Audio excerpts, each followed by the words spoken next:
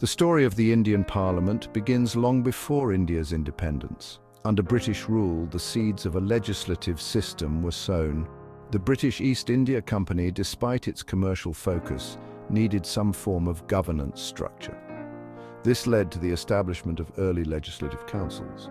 These councils, however, were primarily advisory bodies with limited power. The Indian Councils Act of 1861 marked a step towards greater Indian participation. It expanded the size of these councils and included Indian members for the first time.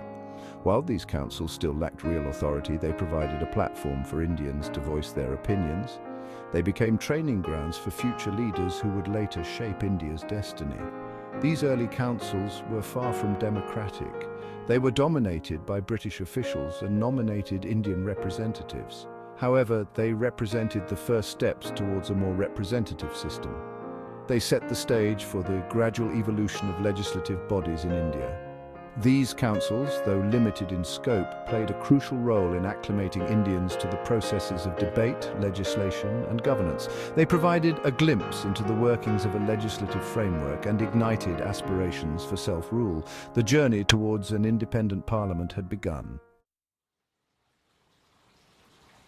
The turn of the 20th century saw growing demands for greater Indian autonomy. The British government responded with a series of reforms aimed at gradually increasing Indian participation in governance. These reforms culminated in the enactment of several Government of India Acts. The Government of India Act of 1909, also known as the Morley-Minto reforms, expanded the legislative councils and introduced the concept of elected Indian representatives. This was a significant step towards representative government, even though the franchise remained limited. It laid the groundwork for future reforms. The Government of India Act of 1919, or the Montagu-Chelmsford reforms, further expanded the size and powers of legislative councils. It introduced a system of diarchy, where certain subjects were transferred to elected Indian ministers. This marked a crucial step towards responsible government. The Government of India Act of 1935 was the most substantial of these reforms. It provided for the establishment of a federal system with greater autonomy for provinces. It also envisaged a bicameral legislature at the centre, laying the foundation for the future Parliament of India. The Indian independence movement gained momentum in the first half of the 20th century. After World War II, the British government finally agreed to grant India independence. This led to the formation of the Constituent Assembly in 1946. This Constituent Assembly, composed of elected representatives from across India, was tasked with the monumental responsibility of drafting India's constitution. The Assembly, led by luminaries like Dr. B.R. Ambedkar, Jawaharlal Nehru and Sardar Vallabhbhai Patel, embarked on this historic endeavour. The Assembly drew inspiration from various sources, including the Government of India Act of 1935, as well as constitutions from other democracies. After much deliberation and debate, the Constitution of India was adopted on November 26, 1949. It came into effect on January 26, 1950, marking India's transition to a republic. The Constitution established India as a sovereign, socialist, secular, democratic republic. It enshrined fundamental rights, established an independent judiciary, and created a federal system with a strong central government. The Constitution also laid the foundation for the Indian Parliament, the supreme legislative body of the nation. The Indian Parliament is bicameral, consisting of two houses, the Lok Sabha, or House of the People, and the Rajya Sabha, or Council of States. The Lok Sabha, the lower house, is the more powerful of the two houses. It represents the will of the people. The Lok Sabha is composed of representatives directly elected by the people of India. The Constitution provides for a maximum of 552 members. Currently, it has 545 members, with 543 elected from states and union territories based on population. 2 members representing the Anglo-Indian community can be nominated by the President. The term of the Lok Sabha is 5 years, unless dissolved earlier. Elections are held based on universal adult suffrage, with every citizen over the age of 18 eligible to vote. The party or coalition that wins a majority of seats in the Lok Sabha forms the government. The Lok Sabha has several key functions. It has the primary responsibility for passing laws. It also plays a crucial role in controlling the government's finances. The Lok Sabha has the power to approve the budget and hold the government accountable for its spending. Section 5. The Council of States, Role and Responsibilities of the Rajya Sabha. The Rajya Sabha, the upper house of the Indian Parliament, is known as the Council of States. It's designed to represent the interests of states and to provide a check on the Lok Sabha, which is directly elected by the people. The Rajya Sabha has a maximum of 250 members. Currently, it has 245 members. The President of India nominates 12 members for their contributions to art, literature, science, and social service. The remaining 233 are elected by the elected members of the state legislative assemblies. Members of the Rajya Sabha are elected indirectly through a system of proportional representation. Each state is allocated seats in the Rajya Sabha based on its population. The Rajya Sabha is a permanent body and is not subject to dissolution like the Lok Sabha. However, 1/3 of its members retire every 2 years. The Rajya Sabha has several important functions. It plays a crucial role in amending the constitution. While the Lok Sabha initiates most bills, the Rajya Sabha must also approve them.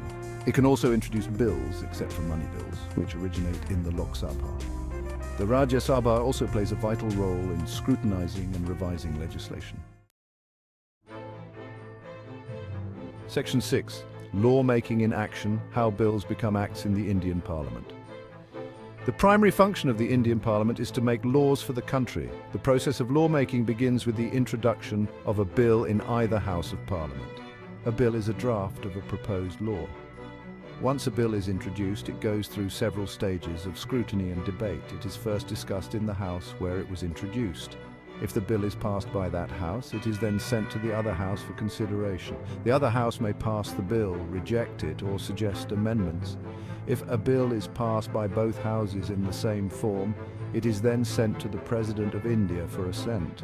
Once the President gives assent, the bill becomes an Act of Parliament and becomes law.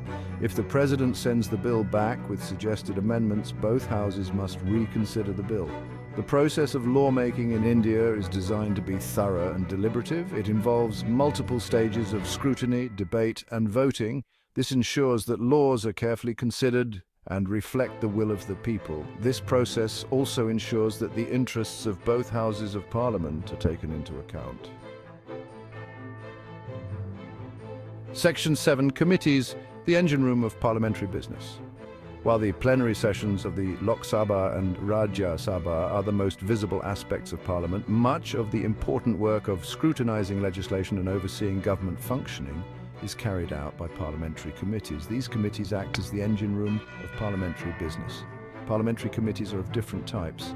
Standing committees are permanent committees that specialize in specific areas like finance, defense, or agriculture.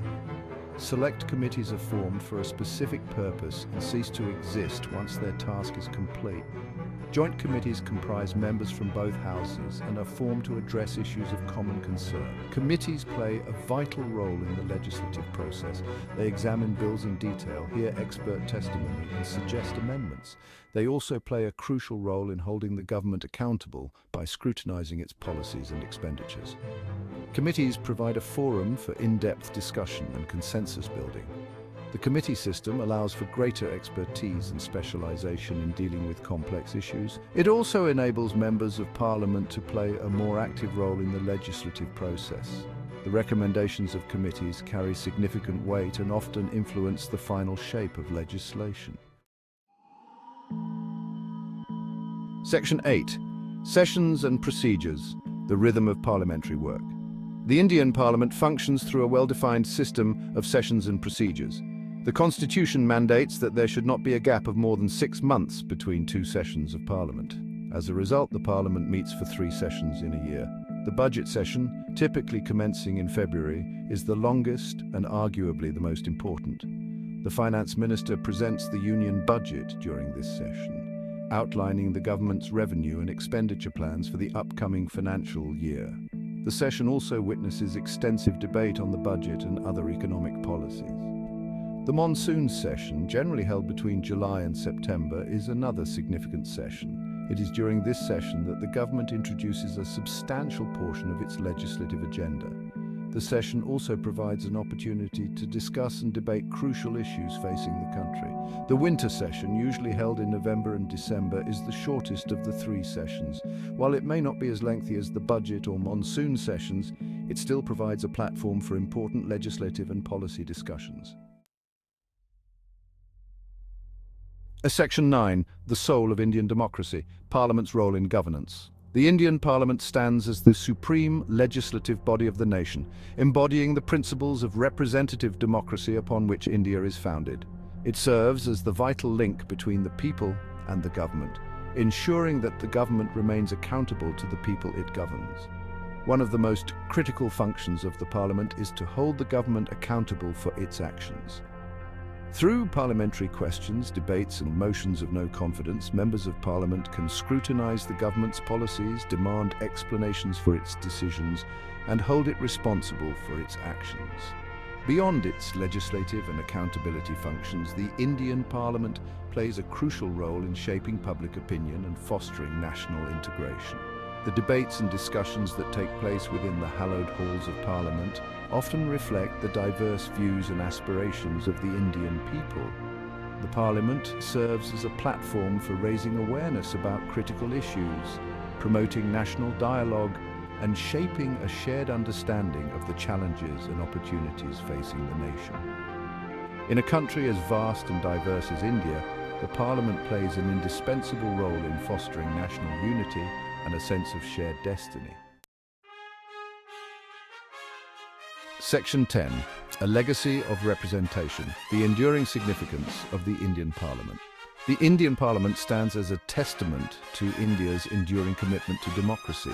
It represents the culmination of a long and arduous journey towards self-governance, a journey marked by the struggles and sacrifices of countless Indians who fought for the right to determine their own destiny. As India has evolved, so too has its Parliament. It has adapted to changing times, embracing new technologies and expanding its outreach to connect with citizens. The live telecast of parliamentary proceedings has brought the workings of democracy directly into the homes of millions of Indians. The Indian Parliament, with its imperfections and challenges, remains a beacon of hope and inspiration, not just for India, but for democracies around the world. It stands as a symbol of the power of dialogue, debate and consensus building in resolving differences and shaping a shared future. The journey of the Indian Parliament is a testament to the enduring spirit of democracy, a spirit that continues to guide India on its path towards a more just, equitable and prosperous future. As India continues to evolve as a nation, its Parliament will undoubtedly continue to play a pivotal role in shaping its destiny.